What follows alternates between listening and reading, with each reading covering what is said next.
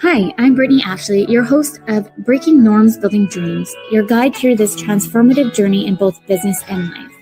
This is your place crafted for dreamers, doers, or anyone who has been told they can't. Get ready as we challenge those narratives together.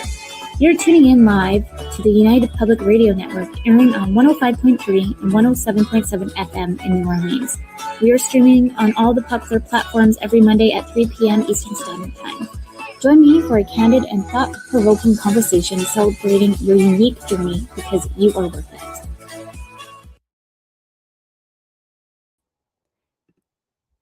Hello, everyone. So excited to be here today. Happy Monday. If you haven't realized or know that I haven't been online for a little bit, there's a lot of things changing on my end, which we'll dig into a little bit into the show. But again, welcome to Breaking Norms, Building Dreams. I'm your host, Brittany Ashley, and we are broadcasting live on the United Public Radio Network and UFO Paranormal Radio Network on 105.3 and 107.7 FM in New Orleans. Get ready to escape the next hour as we break norms and build dreams today with Tami. I'm so excited to have you today, Tami. Thanks, Brittany. I'm excited to be here. So excited. We'll do a quick little introduction and we're going to dive right into it because we're not wasting any time today. Yes. Because like I said to you, Tami, an hour goes by super fast and we have so many great conversations today. So without further ado, everyone, Tami is a hair loss coach, wig consultant, and founder of Hair Loss Pride, a coaching and supportive community for women and teens with hair loss. Living with alopecia, since her teens, she pairs that lived experience with 20 years in the healthcare and time managing a wig store. She helps women navigate the emotional and practical side of hair loss and hosts the podcast Shedding the Shame. Her mission, helping women to stop hiding and start feeling like themselves again. I'm so excited to have you on because I think that's so much. We'll dig in so much more. But yeah, for sure. Welcome. So excited to have you. Yeah, and I was excited because you did my podcast. And I just released the episode last week. So that was really good too. And I loved hearing your story. I feel like I know because you're supposed to come on sooner. So I just feel like it kind of flowed a little bit more for us. So yeah, totally. The timing worked out well. I think better than the original plan. Yes. I can't remember. This year, as we all know, has been bananas, a little bit more some than others. But even, that's why a lot of people haven't seen me live, personal things. Unfortunately, my dad was in the hospital or I've had other things come up. And so I've just kind of unfortunately took a little bit time off away from here. But you're live today. So I'm so excited to tell your story. And we're live again next week. So everyone, please come back and have your questions. But maybe you can dig in on like who you are. I know I did my bio, but Yeah. And if anyone's watching and sees like my bare shelves behind me, I am in the midst of getting ready for a kitchen renovation and like replacing our flooring. So I had to pack everything of our like top floor. So it's been a chaotic few weeks for me as well. I started losing my hair when I was 15 and I took an acne medication. I had really bad cystic acne at the time. Mm-hmm. And instead of just trying, a little bit less intense medication, they put me on one that was a newer one to the market. Not a lot was known about side effects. And it was very, very severe. I had to take it for 5 months.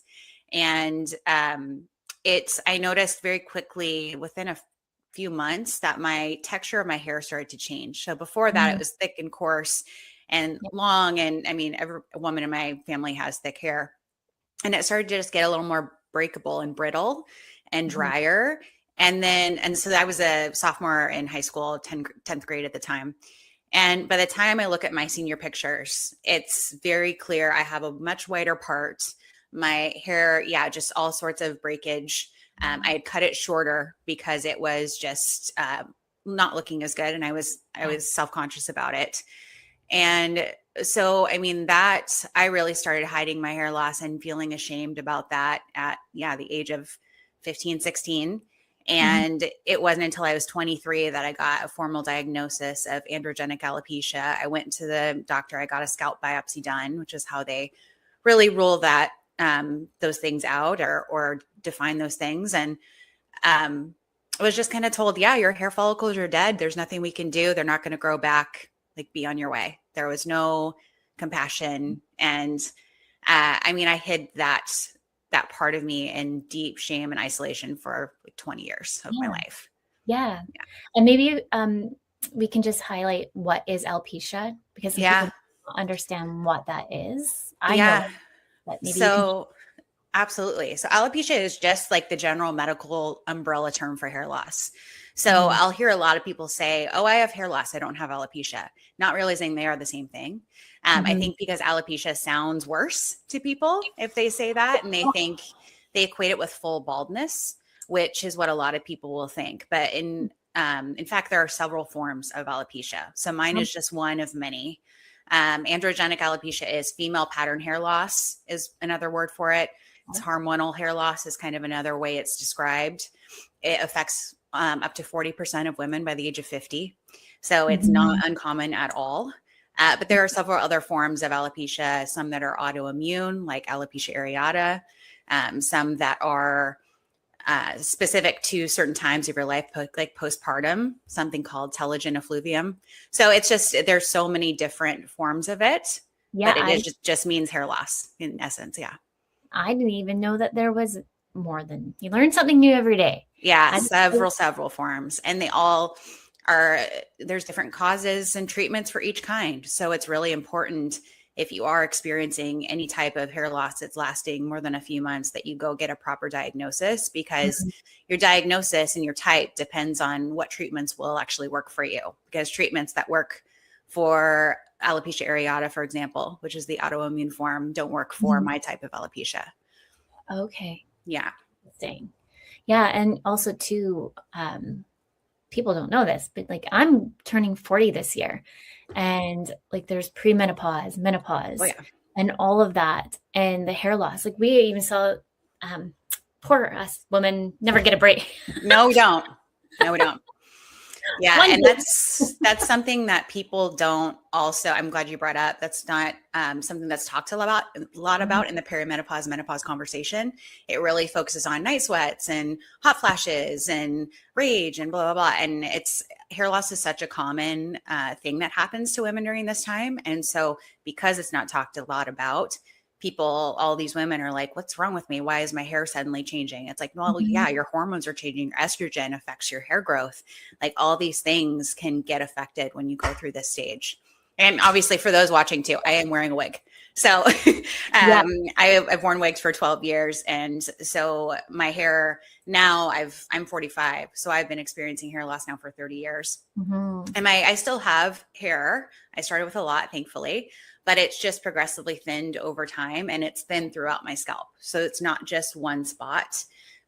Because for me, I have what I believe, I was never fully diagnosed, but I believe I have a combination of telogen effluvium and androgenic alopecia. Okay. And so telogen effluvium is that postpartum one I talked about, where it causes like diffuse, severe, quick shedding.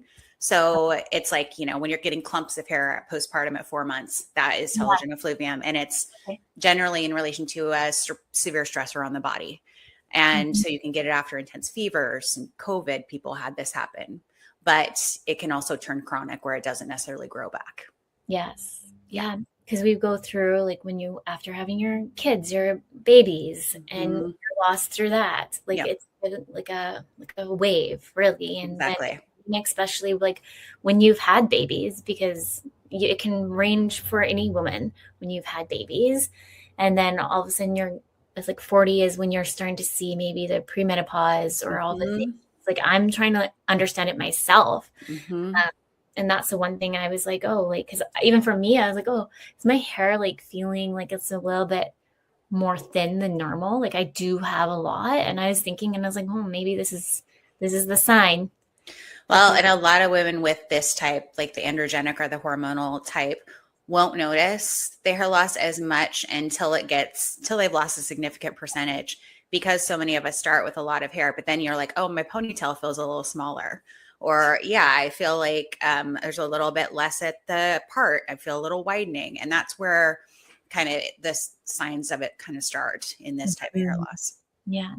Yeah. Well, I love that we're having this conversation though, because I couldn't imagine too being young at 15 to go through all that, because unfortunately, kids aren't kind sometimes. And then as girls, we're trying to figure out our body, figuring out just life in itself. And then you have your hair falling out. And it's just the different kinds of emotion and trauma that's interconnected with that. Yeah. When you went through, if there is any teens listening or anything like that, do you have a message for them? Because Yeah, I mean, mine, because it wasn't ever the clumps of hair falling out, I think a lot of people didn't notice that it was happening to me when I was in the beginning stages, the first probably 10 years or so, because it was so gradual. But for me, it was very, very obvious. And I shut down. I was dealing with acne. I was a little bit overweight. You're a teenage girl. You feel so insecure about everything. Yeah. And so I felt really ugly, and I felt really like I just wanted to be normal. I just wanted to look like all the other girls, like my friends. And I was really hard on myself. And I had good friends, and I didn't even talk to them about it. Like, I really talked to no one because I was so embarrassed. And so I would say, if somebody else is going through that as a teenager, find that one friend that you can trust, or find someone in your family that you feel really supported by, and talk to someone about it. Because if you don't, it holds so much power over you, and that shame just eats at you. Absolutely. And I think something that's great, that is something now that wasn't when I was younger, is social media. There are good and bad things about social media, but the alopecia community on Instagram, on TikTok, but especially on Instagram is where I found a lot of women like me who share their stories, and who are living full, beautiful lives, and have partners, have children, are not letting their hair loss hold them back anymore. And we've all been through hard struggles with that, but we've come out the other side. And I think it's important to follow those people and fill your feed with stuff like that, because it really does show you you're not alone. And I think that's such a common thing, is people think they're the only ones. And there's millions of women dealing with this condition. Yes. It's really like building your community. Yes. It's just like what I've been saying lately, of you don't want to build your life with negative energy. So if you're going to keep doing that when you're already in that negative state, like, it's not going to elevate you up. Absolutely not. Yeah. I think, like, this is like taking me 100 years to figure out, but yes, I know it took me way too long too. But I hope it's better now for younger people going through things. Yeah. And I think it's having means of us having our conversation today is really important. And then I know you have your podcast, which we'll dig a little bit more in. And then you have a few other things as well. So I feel like, I'm so excited that you are sharing more of your story, because there's more people out there that do need to hear it. And unfortunately, I feel like when we're so young that we sometimes don't want to talk about it. And so my biggest thing, I've been signing my first one of my kiddos up for counseling, and having that means, and I know that a lot of people are like, oh, counseling, what's wrong with them? And it's like, no, it's a place because I feel like she's struggling sometimes a little bit with her self-image at 8. Like, I've kind of been picking up on that. So this place of her means of another safe place to go talk to, other than me and her dad, is another place to kind of have those conversations with somebody, to show it's okay to have a safe place to have the conversations and listen. And I think we need to start doing that especially with social media. It's great, but unfortunately there's a lot of the negative side of it too. Totally. Yeah, I think having a judgment-free space to talk is so important. And I'm a huge fan of therapy. I've been going to therapy for many years because I've been through a lot of not so fun things. And I have, my oldest is 9, and I can already see struggles with anxiety, and she's developing. And so, I'm also looking into getting her resources, because I don't want her to struggle and push it down and act like it's fine, because I've been there, and it's, and I'm glad that I am open about talking about these things with her, because it's just, I didn't have that. And so if I can help her get ahead of the game a little bit on that, then I will do everything I can. Absolutely. Have you heard of an organization called, I think it's Beautiful Foundation, Taylor? Yeah. Yeah. She's wonderful. I met her for coffee before she just had her first baby. And so I met her for coffee probably a month and a half ago. And she is so lovely. And yeah, I hope to be able to do some work with her, her group, but I want to have my daughter go into one of her programs because I love what she's doing with building self-esteem and empowerment for young girls. It's so important. And we're really lucky to have that type of support here in BC. Absolutely. I went to Vancouver and I saw their little booth. And so I went and talked to them. And so they do, just if anyone's listening from Calgary and stuff like that, they do little pop-ups. So they're coming to Victoria. They're a little bit more active in Vancouver because they are in Vancouver. So I was telling them, like, I'm happy to spearhead something in Victoria with their name.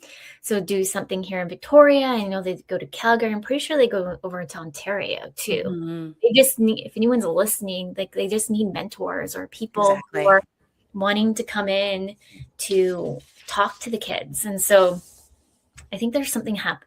I just know they emailed me actually this month and I was like, I'm in. I don't know, but I'll show on up. Totally. No, it's awesome. Yeah, no, but organizations like that, I think are amazing. And because I have a boy and girl, so I would love to see an organization for boys too on what does it look like for masculinity and what it is to show your emotion and crying. Because my son's he's 5 now. And I'm like, lately, I'm like, boy, like, where's this all coming from? Yeah. Yeah. No, expressing emotions in kids in general, I think just needs to be supported. Because I think, you know, when I was growing up, and I don't know if it's specific to my family or just the time, but definitely like big emotions weren't necessarily welcomed. And so I learned early to push it down and keep it in, and definitely unlearning that right now through therapy. So, which is very, I always say that I should go to, I find because I take all these different courses, it's my self-therapy. Yeah, totally. Hey, whatever you learn, whatever way it comes through. But yeah, no, I feel like I've learned that I've suppressed a lot of my own emotions too. And like, I think I've had conversations about this prior on the show, but I took trauma with money, education and the trauma. And like, where is that trauma coming from the money piece? And it made me, because you have to do the inner work before you do the outer work and helping others. And like, I kid you not, I was crying on almost every single class. It's just like, the tears just kept coming. But I felt like it was such a change in my, like, so much growth happened for me during that course and everything else I've been doing. And it's just like going back to that whole energy thing. So if anyone's like listening, it's like really making sure that you're that vibration up with the people that you want to be with, because it really does affect you in different ways that you didn't even know. Oh, 100%. And it's cool that you brought that up too, because I did a podcast with somebody about shame around money. It was a financial planner, and she talked about your money story, and that like blew my mind because I'd never thought about that. And that was so interesting because I think as women, yes, we have a lot of shame around money and wealth, and, you know, being humble and not talking about wanting to make money. Like that's not seen as feminine. And I just think there's so much bullshit and all of that. I don't know if I can cuss. I'm sorry. No, absolutely. Like I realized that my trauma came from, unfortunately, my parents' divorce. Like, oh, and then put all the things, everything else there and stacking it. You peel back the onion, like what else is there, right? Yeah, totally. So, so many things, but let's dig in more, because I want to hear more about like what, like you do consulting, you do so many little pieces. So maybe we can share a little bit more on what you do there. Yeah. So I'm going to be really honest. I just was like, I want to start something and I don't know what I'm doing. I've always worked in healthcare. I'd worked in healthcare for 20 years, physical therapy for 10 years, biotech, patient advocacy for 10 years almost. And I got laid off at the end of 2022 as a part of a company restructuring. And that was at the time, I don't know if people remember, where like people weren't really hiring online, like remotely for COVID anymore. People are trying to hire more in person. And because we had moved from the Bay Area, San Francisco, up to Vancouver, the industry I was in biotech was really focused around clinical and preclinical work in Vancouver. And I was on the commercial side. So I could not find a job, and I was unemployed for over a year. And I just was so lost. I was like, what is my identity? I just was ashamed of that. And like, I can't believe I can't find a job. Like, I feel like such a loser. And I ended up writing a book called Hair Pride, a kid's book.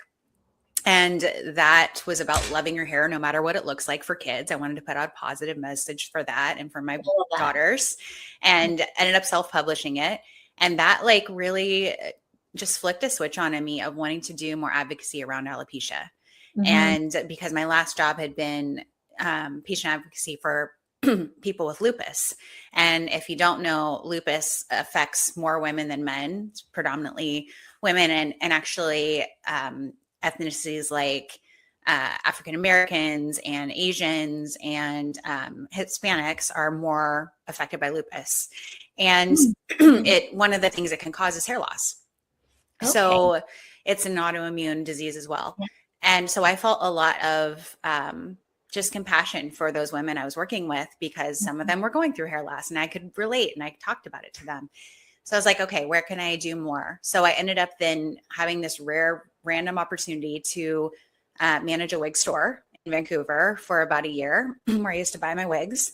Yes. And excuse me. And then I was having all these conversations with women there and sharing my hair loss and taking my wig off and just normalizing it for them and having these amazing, vulnerable conversations, and women just sharing, you know, how they didn't feel supported. They felt alone. And it just was like, this is what I need to do. I need to create the community I wish I had had that really digs into the mental and emotional side that often gets dismissed, because hair loss by the medical community and by a lot of people is seen as just a cosmetic thing, when it is so much more than that. Like, it is our identity. It is our femininity. It is a huge piece of ourselves. And when you lose that, it just really, it can lead so many women to depression, and so many women to hide and stay in their house and avoid social situations. And I mean, just, it really has such far reaches. So that's when I decided to do it. So now I do like virtual coaching. So, and that can be for anything from, I think I might want to try a wig, but I don't know where to start, to the emotional side of like, I'm losing my hair and I don't know what to do and I'm depressed and I feel like the only one. I mean, there's just so many different conversations I have with people depending on what stage they're at. Yeah. And then I do wig consultations. So either in person in Vancouver or virtually, where I help people actually measure their head correctly, because that is the first step for getting a good wig, is making sure you know your cap measurements. Because if it doesn't fit, you're not going to wear it. It's not going to look realistic. So that's a whole piece people don't think about. And then just trying to keep people from getting scammed by predatory companies that are out there who charge way too much money, and, you know, educating people on wigs, because there is so much information, is really overwhelming. It is. And then a couple other things I do. I have an in-person support group in Vancouver. There's about 21 of us now, women with all sorts of hair loss. Our youngest is 6 years old. And we have a 12-year-old as well, and then up to 60s. And, you know, we get together and go to dinner, go to brunch, and just have each other to talk to. And so people that understand, so you don't have to explain what you're going through. And then I also support and educate stylists on alopecia and the types and how they can support clients better. And yeah. I love that. Yeah. I can see more of your community growing. Yeah. Definitely. My friend went through all of this as well, actually. I never told you. And so I definitely should connect you too. Yeah, I would love that. Yeah. It's been so nice. I really wanted to build an in-person thing. And even though we don't get together as much as I would like, because life is crazy for all of us, it is great. Just like I have a WhatsApp group chat. And so we all were like, oh, look at this wig I got. Or like, what do you guys think about this type of thing? And it's just nice to have a group. I actually want to schedule or put together a photo shoot actually of all of us and do like an empowering shoot with like our wigs off, with wigs on, like because so many of us have hidden for so long. I think it would be so empowering to celebrate, coming out of that. Absolutely. Yeah. Yes. You'll have to tell me when you do that, because you will do it. I will. I know. I'm just like, I'm trying to, there's like 7 or 8 women in the group who are interested. So I just need to, and I know everybody's not at that place, right? And I don't expect everybody to be at a place where they're comfortable, but if they are, I think it's something to look back on and be like, just a cool thing to be proud of. Absolutely. And I can see you're probably already doing this, but I can see you creating more of like your little community where it can branch off, right? So yes, this is the main one. We meet all the time, but one's for like maybe like a different age group or whichever, like a 6 to 15 and then 15 to, so then and then you all come together. Yeah. And the parents of these kids also, that's a different need, is they're not going through the hair loss themselves, but they need to understand it so they can support their child emotionally, mentally, physically, and be educated around all of it. Yeah, because that's the thing. Like, there's so much information out there. Like, if anyone's listening, I am ATs and my kiddos are too. And I just felt like overwhelmed just to even get my status cards. And I just shut down. So this is not like the same logic, but for somebody who has ADHD, I'm so good in business. I'm so good at doing all these things, but anything personal that comes into anything like that, I need to go research for. Like my daughter just got diagnosed with intellectual disability, for example. And so like I get like, it's like paralyzed, I can't else describe it, but when it comes to anything personal, it's just like paralyzation. Yeah. So if anyone's listening, like reach out to like Tami, because these like having consulting or just anything like that can help you move the needle into a different level. So I went to like a health place to help me move the needle with all the things that I need to do, because like I knew that I had to do it. Yeah. And it's so easy to do, but I can't even describe it. Like it's just like it can't move further. And well, it's a freeze. Like you freeze because you're overwhelmed, right? And when there is so much information, it's hard to know where to start. And I feel that so much about alopecia and wigs, is there's so much information out there, and it's like, what's my type of alopecia? What's real about what people are writing about wigs? What's not? Because you have brands who are selling wigs for 10,000 USD, and and people are like, oh, I feel like I have to get that because otherwise it's not going to look realistic if it's less than that. And that's not the case. And a lot of people, will lose a lot of money spending money on wigs that are not going to work for them or just are way too expensive.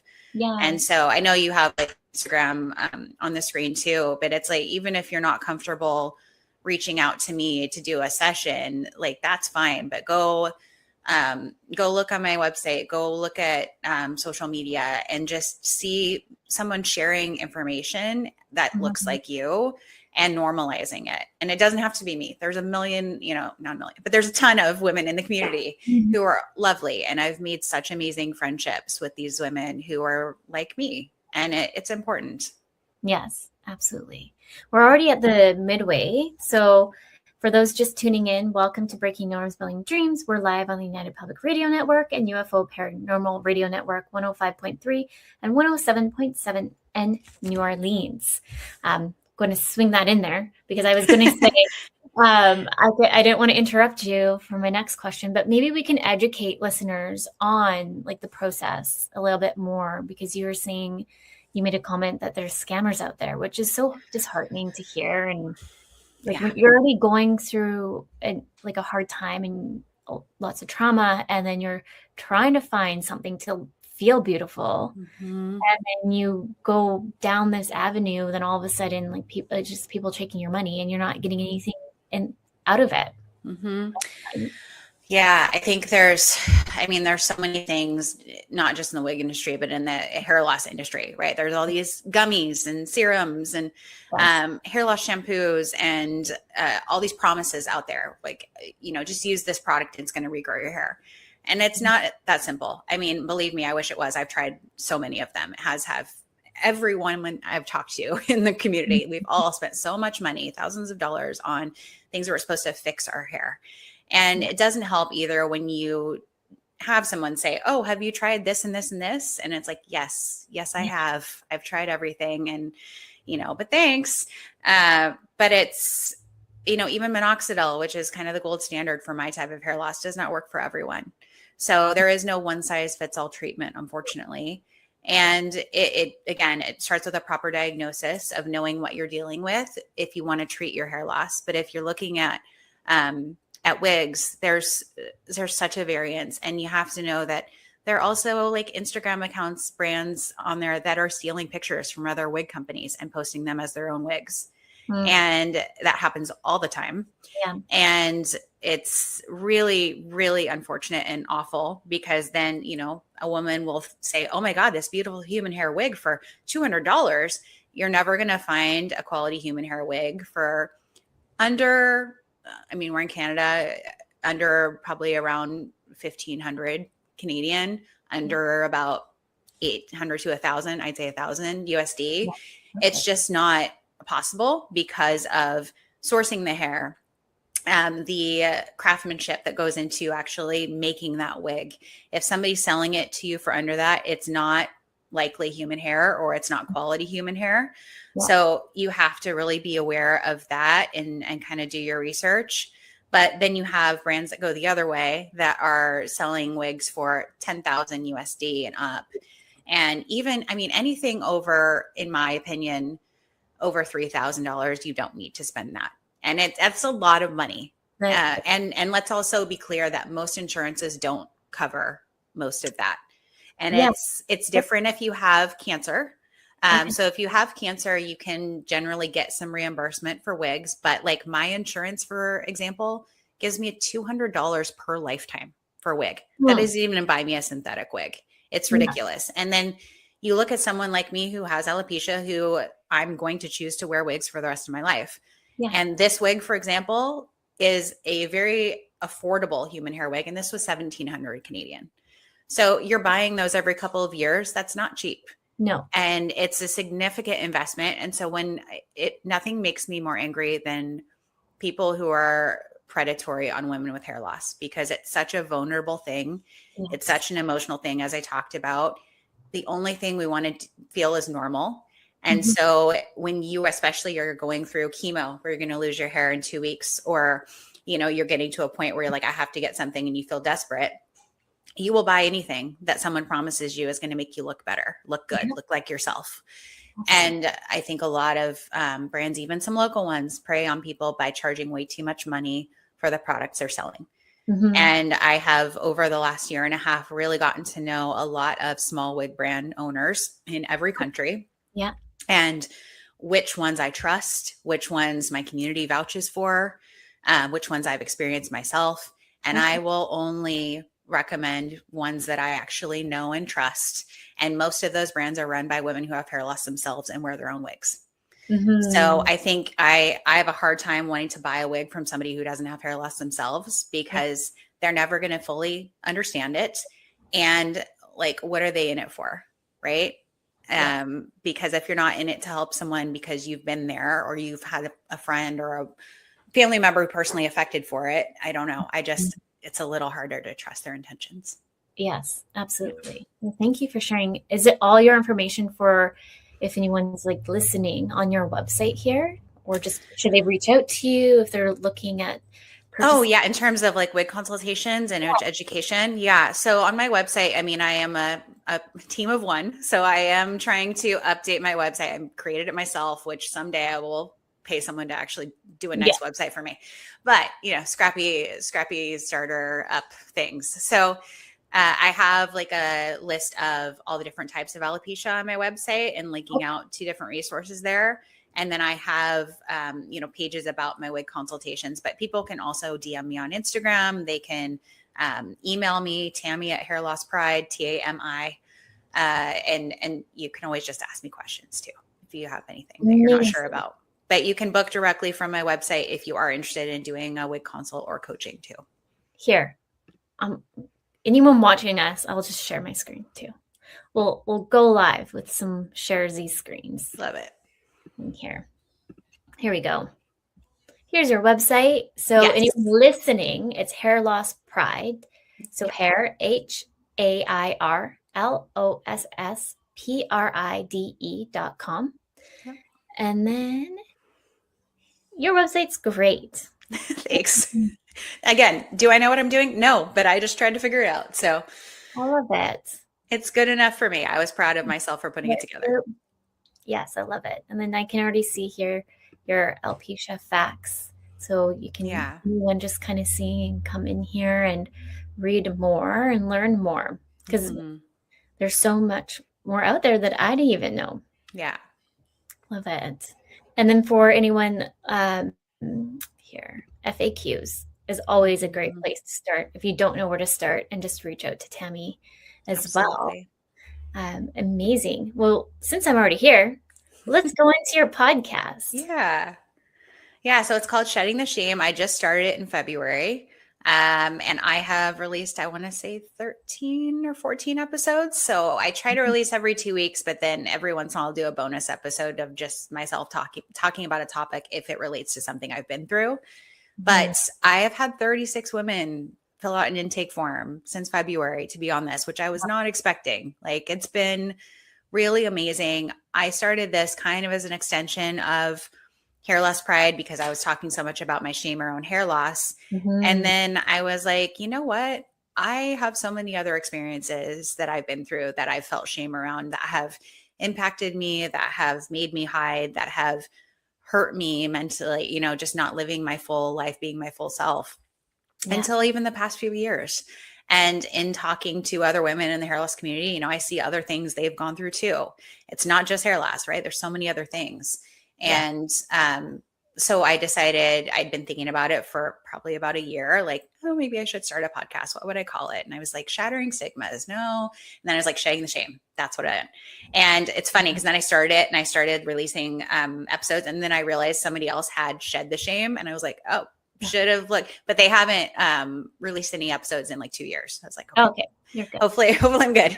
But yeah, it's been lovely, like having you on talking about ADHD and dyslexia. I love that, especially as a woman where we don't get diagnosed with those things, especially ADHD, until much older. So many women in their 40s that I know are getting diagnosed now.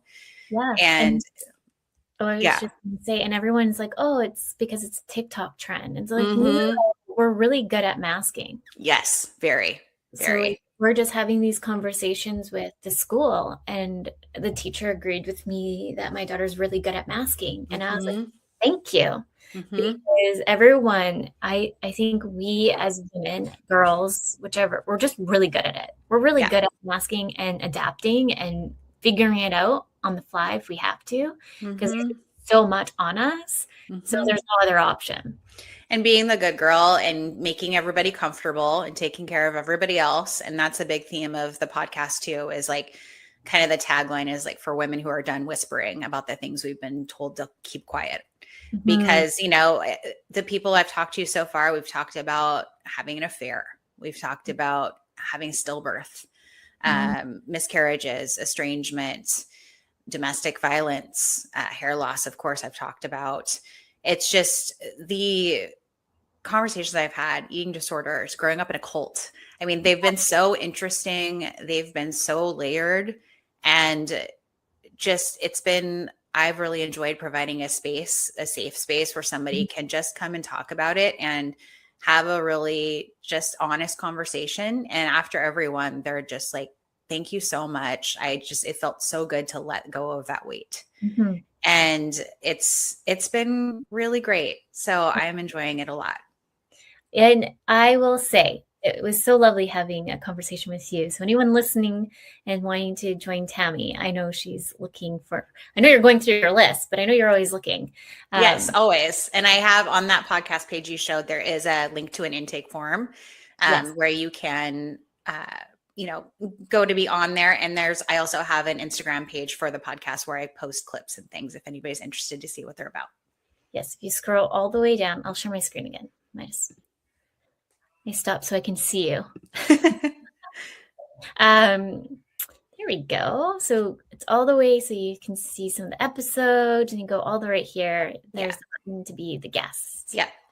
Yeah. And that's why I started Breaking Norms, Building Dreams too, is like, that's where I came up with the show titles. Like, I was tired of being put in the box, being told I wasn't enough. I was tired of being told like, oh, you have dyslexia, you're not allowed to be in this classroom, or ADHD. Did it like, stop with the label, stop like saying all the things, and how are you going to get me to the finish line instead of stopping me? And like, that's the thing that I'm trying to advocate for. And this is what I want the platform used for, a range of individuals like you to come on the show and experience and share your experiences as well. Yeah. So that's the other part, is like breaking norms, like societal norms, whichever that is, and what are your dreams to kind of take it to the next level, because we're all entitled for our dreams. So that's the whole layer of why I started the show title. So no one better take it. I love it. I love it. Well, you're actively using it, so I would hope nobody would take it. Yeah. Trademark that. Yeah. Seriously. But yeah, no, for anyone wanting to listen to our episode, it's already live. Yeah. So please go over and go to the website at the Hair Loss Pride, and you can listen to some of the episodes, and you can go, it's on Spotify, Apple, Amazon. Everywhere. Yep. Everywhere. And then you can also follow on Instagram. I have it going through here. It's Shedding the Shame. Oh, thank you for putting that up. Yeah. So go follow Tami, because I've been loving the episodes. So I've been listening as well. Yeah, I've been really happy with how they turned out. It's been awesome. I'm just editing one right now on stillbirth, and it is going to be a really powerful one. I'll have to listen to that one. Yeah. Yeah. That'll come out this Friday. Yeah, this Friday. Friday? Yeah. Amazing. I'll have to listen to that. We're also in a PR group together. Yes. How we met. Well, actually, no. We met through Jenna, who's on next week. FYI. Yes. For anyone listening, Jenna's coming on next week. But yeah, Jenna introduced us, but then randomly we're in the same PR group. And so we've just always been chatting now. Yeah, I love it. Well, that's such a positive group too. So many powerful, primarily female entrepreneurs. And it's been lovely for me as someone who, again, never thought I was going to start my own business and is just figuring everything out. It's nice to have so many other women who are just really empowering and all passionate about what they're doing, and like sharing insights and supporting each other. Absolutely. And because you've been on the news too, maybe you can share a little bit on like what the advocacy there. Yeah. So September is Alopecia Awareness Month, and it's really specific the alopecia areata awareness month, which is the autoimmune form. And it is because I think it's the autoimmune forms, there is a bit more of a medical slant to that. There are foundations dedicated to that. So there's CANAF, which is Canadian Alopecia Areata Foundation. There's North American out of the US, Alopecia Areata Foundation. So that form gets more research, gets more focus, gets more donations than all the other forms of alopecia. So I wanted to also get on the news and talk about the other forms, right? And highlight those. And because you don't see hair loss talked about even in day-to-day life, let alone on TV in a positive way, I really wanted to do that and highlight that and have that kind of stage, if you will. So I just pitched myself last year to a bunch of news stations and just like went for it. I've pitched myself a lot in the last year, which is very uncomfortable, but I'm also like, whatever. I don't look at it as, it's not for me, it's for the community. So if I'm pitching on the behalf of the community, it's much more comfortable than pitching like myself. And I was really lucky to be able to get on CTV News Morning and Global Morning News last year. So I talked to Carrie Adams, I talked to Sonia Sunger, and really good conversations and just getting to highlight and put it out there. And especially was on Global, like I had like 40 new people following me after, and I was shocked. And all these women being like, oh my God, I can't believe like you were talking about this. This is amazing. I feel so much less alone. And just finally seeing themselves represented in a space where the general population is watching. and actually making people think a little bit. It's really important. It's something I hope I can continue to do. I've been able to write some articles and be in some digital publications. I was just wrote an article for By the North, which came out. And I just think the more we can get the story out there, the more normalized, the less stigmatized it will be, and the less painful it will be for women going through it. Absolutely. Exactly. I love it. The more, and just like when I talk about imposter syndrome, the more we talk about it and normalize it, like this is just an example, then we'll cultivate a space where it's a safe space to have these conversations. Yeah. And going back to like counseling, like I want us to challenge the norms of what is uncomfortable and why it is, and bring it to the forefront.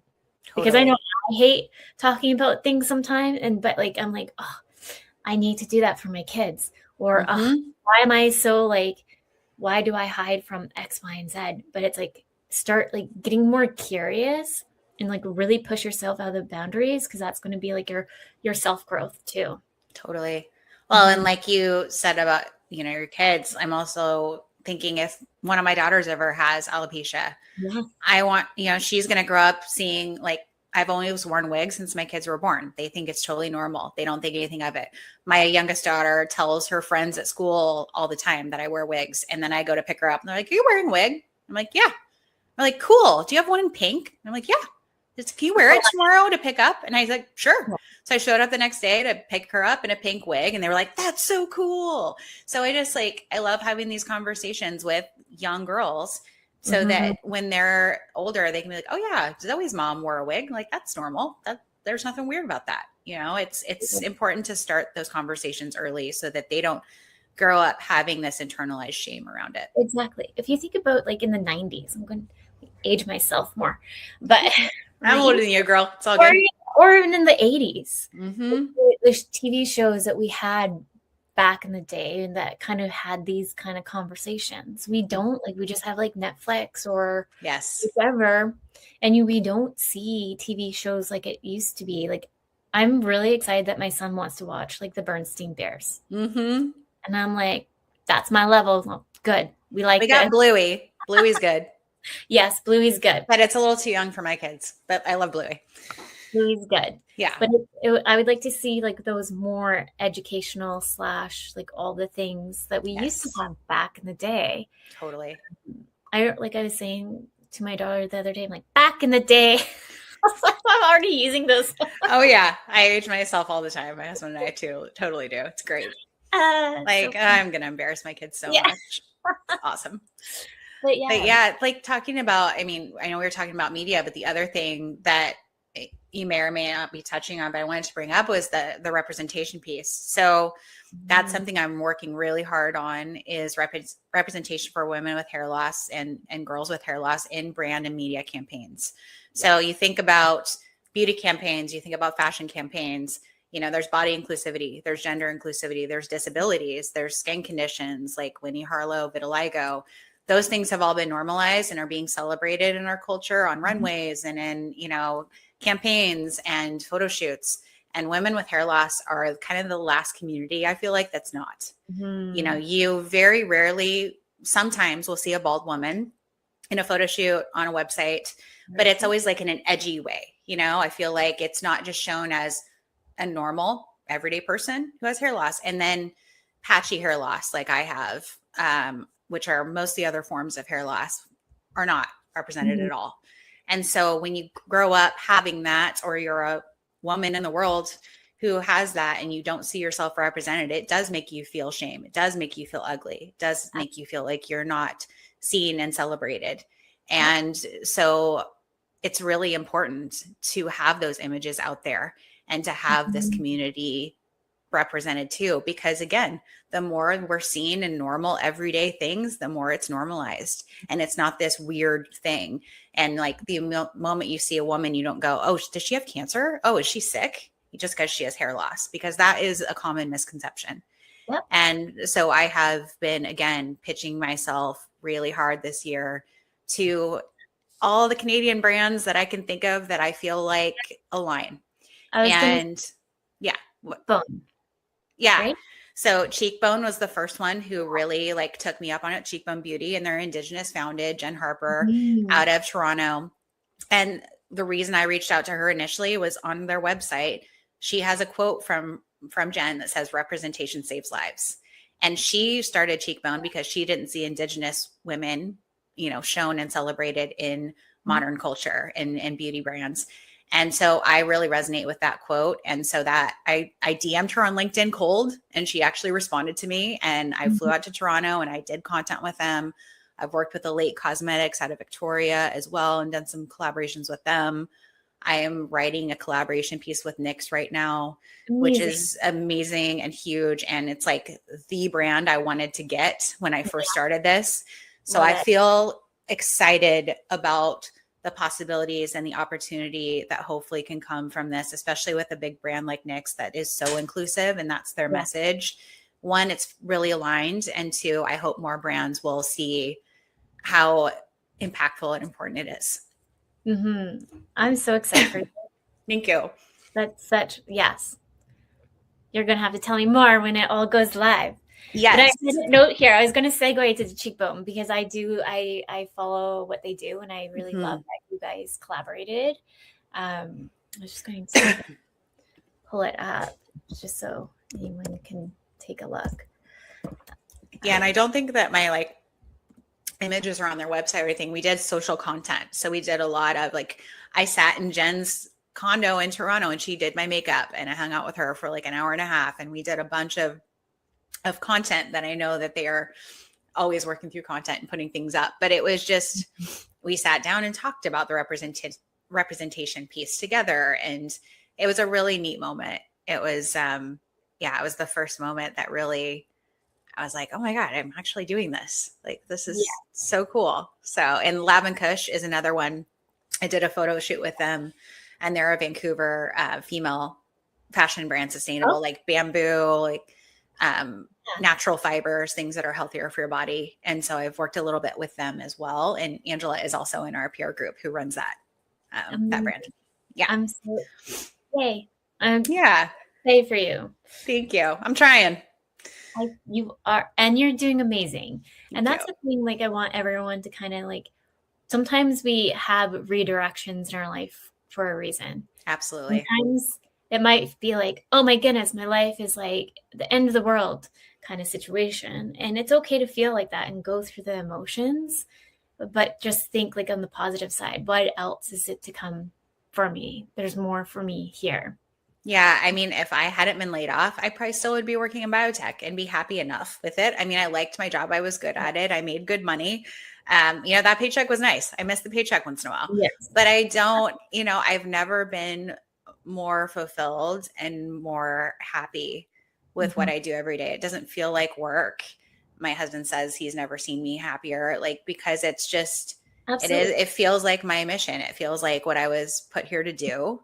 And and I'm I want to make a difference for other women like me who have felt just so low because of this. Yes, absolutely. Yeah. And we all have a purpose. And it's sometimes, I think we still, just in society, it's go to school, get a job, work till you retire, and that's that. And life is too short. It's how can you live life to the fullest with maybe your dreams maybe you love your 9 to 5, great. But what else, what else can you do to make it a little different? So it's not that staticness. Yeah. Something just for you, right? That gives you that feeling of purpose. That fills your cup. Mm-hmm. Yeah. Well, we're almost at time. I know. This did go fast. I told you. Any last minute remarks for anyone who's listening to our conversation today? Yeah, I think, if you are someone going through hair loss, just the biggest message I have is that you're not alone. We all feel that way in the beginning because nobody talks about it. But there are 30 million women in the US alone who have my type of hair loss, androgenic alopecia. There's 2% of the global population will have alopecia areata at some point in their lives, 160 million plus people. And that's 2 forms, right? That doesn't take into account all the other forms. So just know that you're not the only one, and that the best thing you can do is find someone you trust to talk to, whether it is someone like me, whether it is a family member, a good friend, a therapist. You have to find somebody so that you don't keep all of that inside. And you can't blame yourself because you didn't cause your hair loss. I think a lot of women are like, oh, if I hadn't worn extensions, if I hadn't taken that medication, if I hadn't colored my hair so much, if I hadn't worn my hair in a tight ponytail, like, you can't blame yourself for those things. It's not your fault. There are so many reasons that hair loss occurs, from genetics and hormones to cancer to medications to, autoimmune conditions. It's just, don't beat yourself up, and know that you are so much more than your hair, and that your hair is the least interesting thing about you. Like, the people who love you and who are the people that are meant to be in your life will never value you for what is on the outside.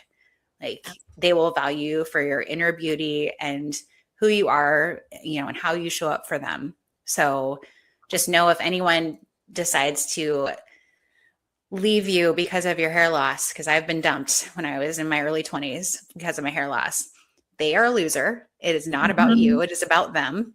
Absolutely. And you will be better off without those type of people in your life. And there are so many women online in the alopecia community who are there to support you. Mm-hmm. Yeah, I love that. Yeah. Well, thank you so much for coming on. And anyone listening, please reach out to Tami at hairlosspride.com and on Instagram, Shedding the Shame podcast. And then I'm just going to switch to your other one here so everyone can see that. And then Instagram at Hair Loss Pride as well. And reach out to Tami if you have any questions too. Her website's amazing right here. Thank you so much for coming on the show. I learned so much, and I was so excited to have our conversation today. Yeah. Thank you for hosting me. Oh, and if you're not an Instagram person, I am also on TikTok and YouTube. I don't post there as often because I'm a lazy influencer, or whatever they want to call me.